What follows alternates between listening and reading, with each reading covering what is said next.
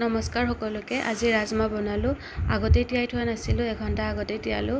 প্ৰথমতে চাফাকৈ ধুই লৈছোঁ, তাৰপিছতে উতলা গৰম পানী দিছোঁ আৰু এচামুচ নিমখ দি এঘণ্টা তিয়াই ৰাখিছোঁ।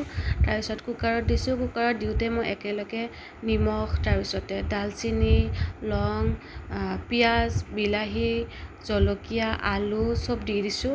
দি কেনে 8টামান চিটি, মানে যেইটা চিটি নৰ্মেলি দিয়ে তাতকৈ মই 2-3টামান চিটি বেছিকৈ দি দিছোঁ।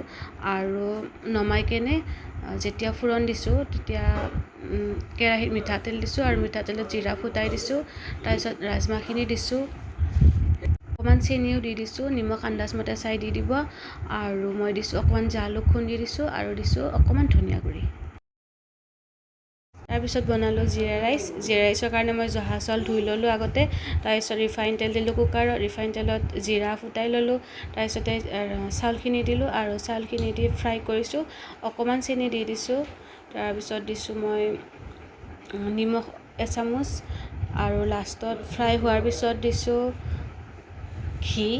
তাৰপিছতে পানী দিছোঁ। ফ্ৰাই হোৱাৰ পিছত পানীটো আন্দাজমতে দিছোঁ, ধৰক ভাতত যিমান দিয়ে তাতকৈ অকণমান কম দিছোঁ আৰু এটা চিটি মৰাৰ পিছত নমাই থৈ দিছোঁ। তাৰপিছতে মই বনালোঁ এটা ধুনীয়া চাটনি।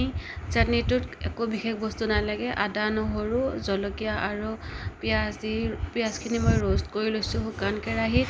তাৰপিছতে খুন্দনাত খুন্দি লৈছোঁ আৰু খুন্দোতেই মই অকণমান নিমখ দি দিছোঁ আৰু লাষ্টত অকণমান নেমু টেঙা চেপি দিছোঁ। বাছ ৰেডি হৈ গৈছে। ৰেচিপিটো কেনেকুৱা পালে চাই জনাবচোন, বনাই চাব আৰু যদি ভাল লাগে ফ্ৰেণ্ডছ আৰু ফেমিলিৰ লগত শ্বেয়াৰ কৰি দিব। ধন্যবাদ, বাই বাই।